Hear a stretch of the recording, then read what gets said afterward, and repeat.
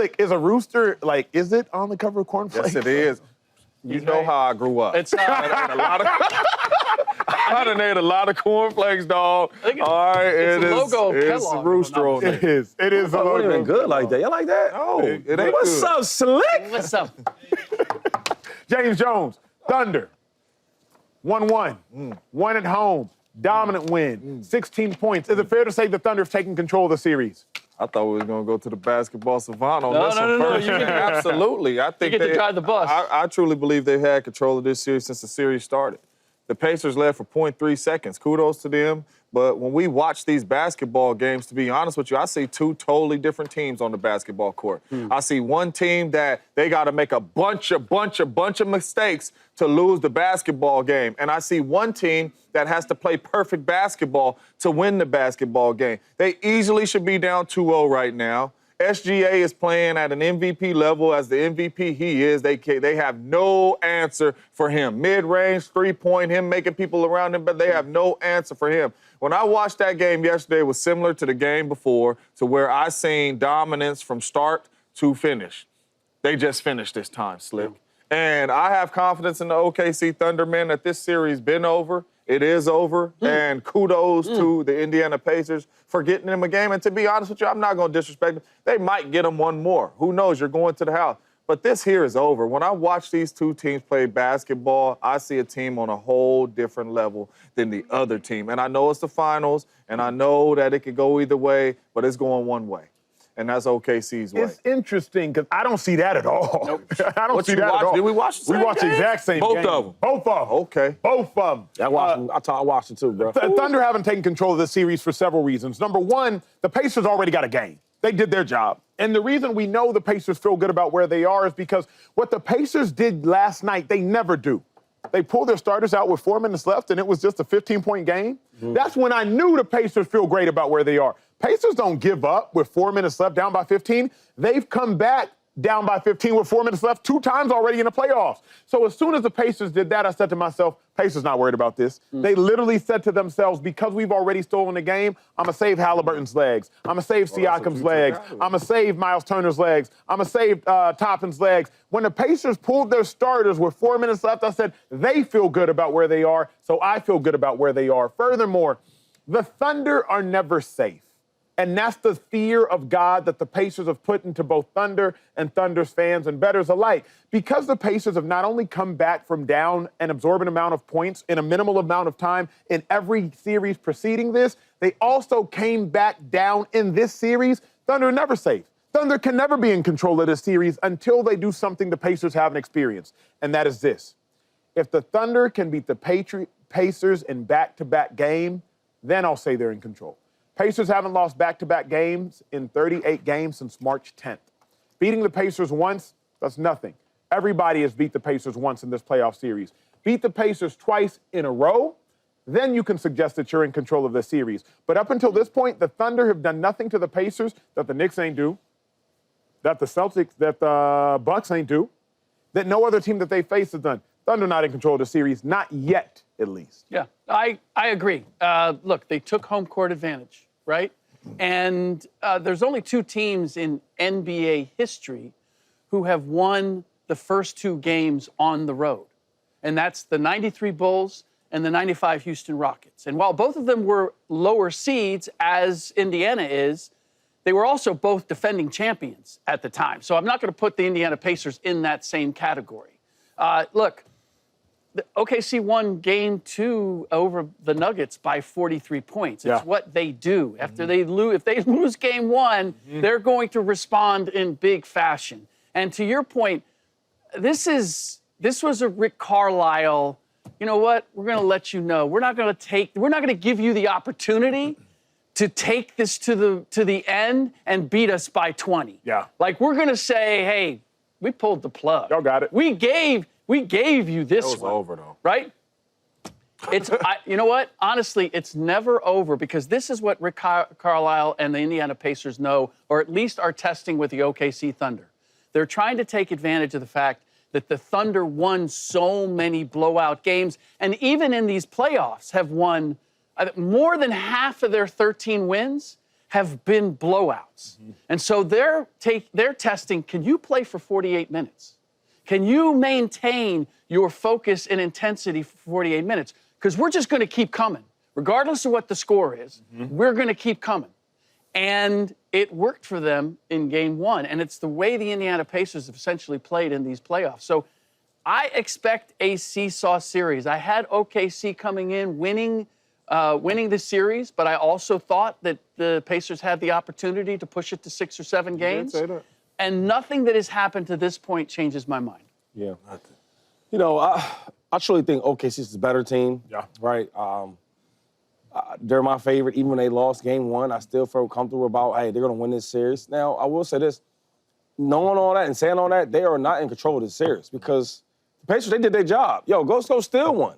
A playoff series don't even start until the opposing team, right, on the road goes there and gets a win. They did that the first game. So, yeah, even though OKC is a better team, they look better, right? Even the first game, they play a lot better. But they lost that game. Yeah. So until you go to Indiana and get a win, I can't say you control anything. You control the look. You look better. Yeah. We think you should win. You got an MVP on your team. We can see that.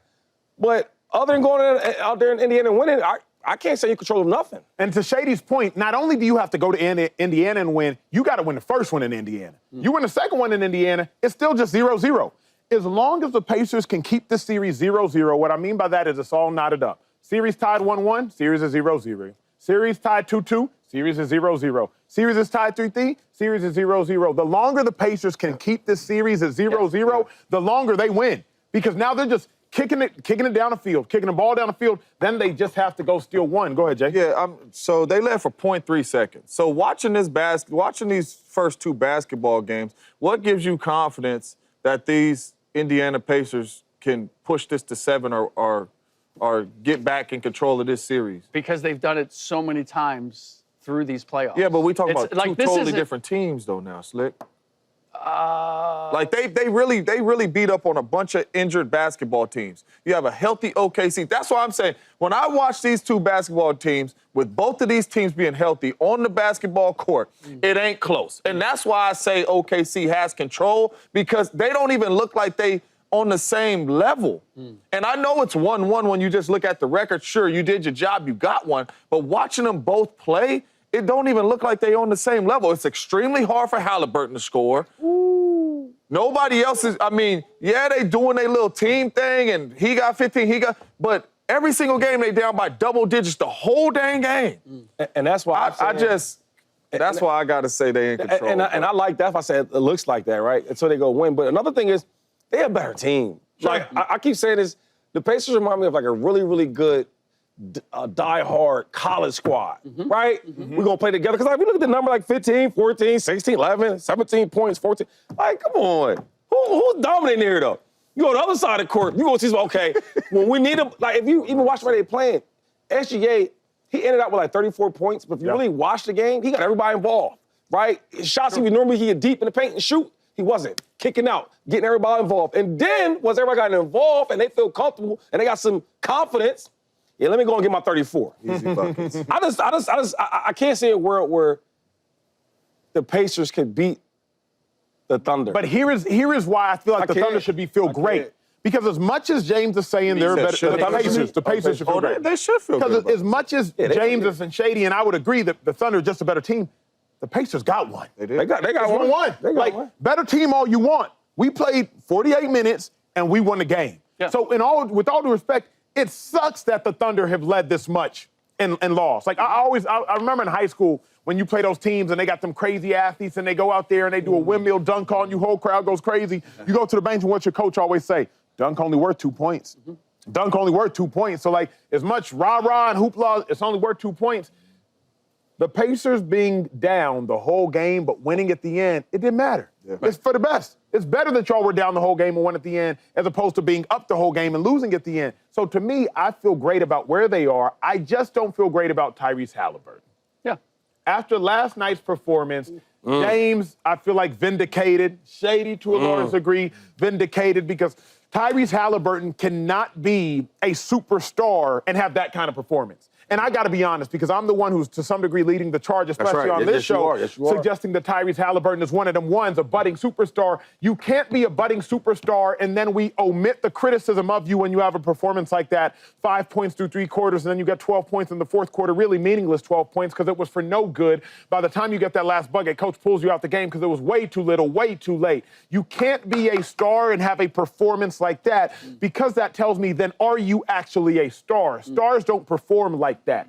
Stars have bad games, sure, but superstars do not perform on a stage like that. Look at what Shai Gilgeous-Alexander is doing, and I'm not suggesting that Tyrese Haliburton is Shai Gilgeous-Alexander. We know that just by nature of the MVP award, but there was a lack of a concerted effort to do anything well. Yeah. If you're not going to score, that's fine. I said we shouldn't judge Tyrese Haliburton by scoring, but you didn't drop dimes either. Yeah. You didn't crash glass either. You didn't get the steals you usually get either. You didn't impact the game in any way, shape, form, or fashion. So I was very disappointed in Haliburton last night. Slick, did you see it the same way? I did not, because I've seen this too many times. And it's, to your point, it's not a matter of whether he's scoring or not. It's a matter of whether he's getting to the paint, because that's going to open it up for everybody else. Whether he's aggressive attacking. See, I don't, what's he doing at the midcourt line? Like, how is it that you're that far out being pressured? You should be attacking. And so, I can go through it. And I don't like to keep negative thoughts in my head. So I respect it. So I'm going to have to, look at my notes to give you the rundown. But Game 3 versus the Bucks, he had 8 points on 9 shots through 3 quarters. And 7 of them were 3-pointers. Milwaukee won. Game 3 versus Cleveland, he had 2 points on 6 shots in the first half. Cavs took a 66-45 halftime lead, never looked back. Game 5 versus the Knicks, he has 2 points and 1 assist in the first quarter, 4 points on 3 shots in the first half, and the Knicks won. I've seen him come out and not put his imprint on the game, and as a result, everything else falls apart for the Pacers. So I've seen this before, but I've only seen it once, maybe twice in a series for the most part. Correct. So that's where my belief is. I'm not going to see this consistently from him, and why the Pacers still have a chance. You giving the Pacers a chance? I am giving the Pacers a chance just because OKC is still an unknown for me playing for a championship. And I think honestly, the heart of it is Rick Carlisle has impressed me to the nth degree, and Mark Dagnall has me questioning, does he know what strings to pull at the right time? He's been reactive when I'm thinking, dude, you came into this with the best team. Get back to Haliburton, though, real quick before we talk to this. Rick Carlisle, he ain't out there dribbling that ball. He don't feel that pressure. No doubt. No. And that's the other part. The longer this goes, Indiana's playing with house money. Nobody expects them to win. If this is 2-2 and we're coming back, OKC is going to be feeling it in Game 5. James Haliburton, we're in the finals though, Slick. Right? We can't have. You got 3 points in one series in the game, 8 points in one series in the game. You the star player. And then now you come in this game. At one point in the game, through 3 quarters, he had more turnovers than he did points. Right. And that's just true facts. And then, you come in the fourth quarter and you shooting the ball, you taking shots, and some of them falling. But for me, this is disappointing because you are the superstar. And it's another superstar on the other side of the court that's just giving buckets out for fun. Right? And he ain't even smiling, he ain't even sweating, he ain't doing nothing. But for me, this is back-to-back bad games. I don't know how y'all feel. Kudos to you finding a way to make the last shot to win the game. But the OKC Thunder been playing that defense on you. You had 14 points in Game 1, and then in this game you had 5 points through 3 quarters. That's called getting locked down. If I go in one game I agree. I disagree. I can't go that far. Man, if I go in one game and I had 2 catches, and the next game I got 1 catch, that's called being locked down. 14 points and 5 points, that's called being locked down on the defensive side of the ball. Please make it make some sense to me too. Yeah, before I go, right, he ain't being locked down? The reason I got to vehemently disagree with that statement is because at the end of the game, the Thunder was still playing defense. And when Haliburton made a conscious decision they were still playing defense. They put Caruso in the game because Haliburton started to get hot and put Caruso directly on Haliburton. So they were definitely playing defense. I had money invested. You've been in games that it's over and you're out there? The difference for me is this. Haliburton made a concerted effort to be aggressive. right. Think about it. He ran off the one screen. There was still a defender chasing him. Tray ball. Corner tray ball right before he got pulled out the game. Gets into the paint, hits the floater. There was a concerted effort to be aggressive and actually take shots, and he ended up making shots. It's not like at the end of the game, Shady, they was just leaving him wide open. I mean, but like the intensity dies down. You know this. I played. I don't believe it dies down against the Pacers. So timeout. You know it can't die down. So hold on. Well, real quick, let's get this straight. So you had a whole game to play well. Yep. You're the superstar. And you wait till the last couple of minutes to show up when y'all were getting smoked? What are we talking about? I disagree with that. You're right. I watch how on defense they was targeting him. You ever been like in the hood just playing basketball, right? You go to some else's neighborhood and you hear the whisper, how good this dude is. And everybody like, oh, I can't wait to get it. It looks like that's how OKC's guarding. I got it. No, I got it. Yo, I can't see a world where he can get free. They own him. I don't buy that for a second. All right, well, look. You don't buy it, right? And you don't buy it. I'll just say this. Is it a coincidence that the first game, we couldn't find him? Last minute, he comes and he saves the day. Great shot, they win the game. We loving that. But if they don't win that game, you're going to be asking, have you seen Haliburton? Last night, I don't know how y'all seen it. I seen the defense on his behind all game. Late in the game, he started making some shots. Cool, I can live with that. All I know is the defensive guys from OKC, and they hit, we got him. I don't think he's like, yo, I got them. I don't think he's saying that. I agree with that. Yeah. I don't think so when we going back home, I get the question mark is going to be with all the coaches. How can we get Haliburton free? Sure. How can we get him going? Because if he don't get going, we can't win.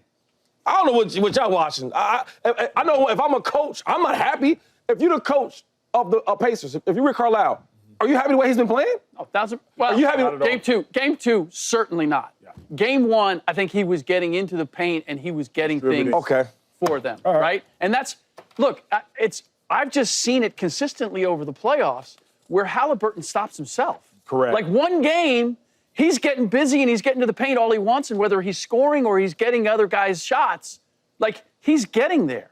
And then there's games where I'm like, you're not even trying to get there.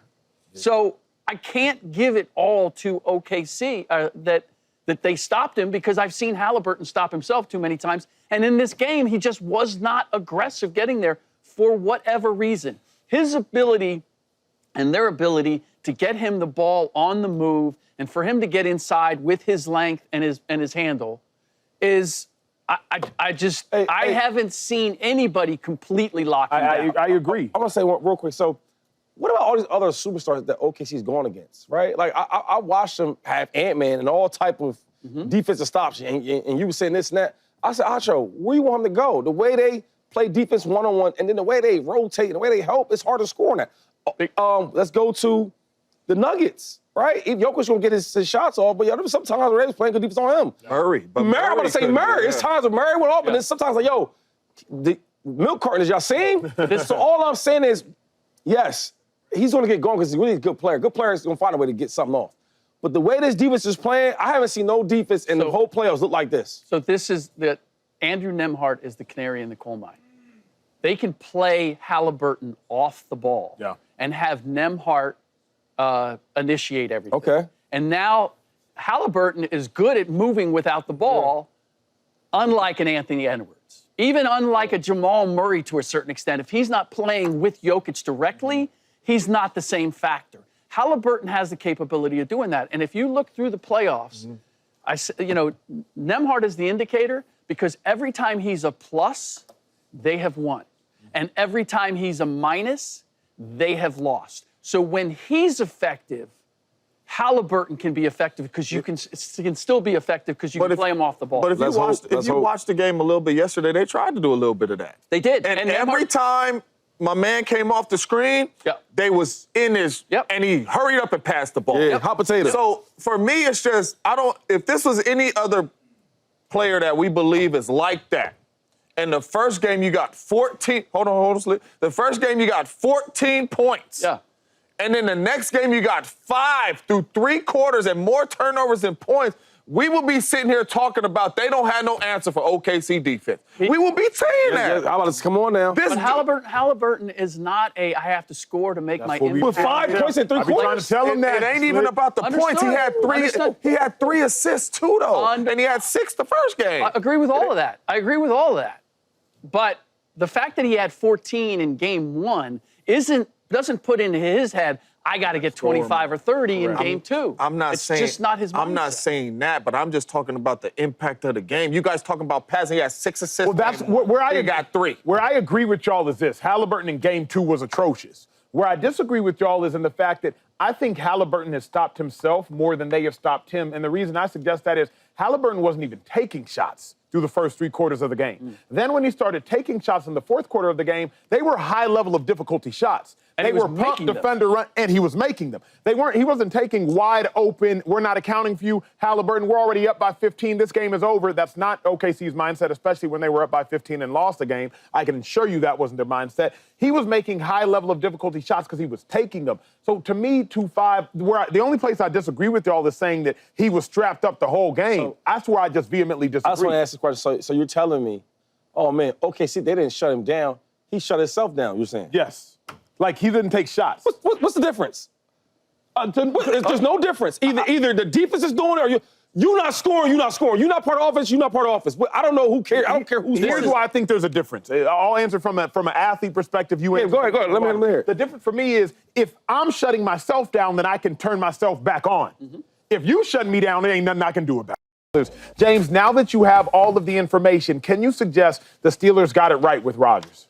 Yeah, they had us all nervous and scared and all that you was going to go into the season with those quarterbacks you had on the roster. But, yeah, they ended up getting it right because even with all those dudes on that roster, if you paid them all the same amount of dollars, Aaron Rodgers is the best quarterback. So you could have went after Sam Darnold, you could have went after Justin Fields, Russell Wilson and all that, but Aaron Rodgers at 41 years old is still the best quarterback on that list. And you got him at the price that you got him at. So I definitely believe they got it right. It would have looked whole lot better if George Pickens was still there, but we'll talk about that later. But no, I definitely think they got it right, man. Aaron Rodgers still can play some good football, man. He does. He got a lot of good football left in him, man. I had sent something to my dog Shady because I'm like, man, I know we always want to talk about wins, but Aaron Rodgers, before the Achilles, was still playing really good football. He had 91 touchdown passes and 27 interceptions. This is Aaron Rodgers not including the Achilles season. Any team will take that. This is Aaron Rodgers not including his Achilles injury season. My man still has a lot of good football left to play. He's extremely smart. The football is coming out of his hands, so it's going to help your O-line. He still can play good football. So they absolutely got it right if you ask me. Graphics. You know what I'm saying? What up, YouTube family? Welcome to the facility. Thanks for watching, and you better be sure to hit that subscribe button if you want to get more highlights from the show and all of our exclusive content.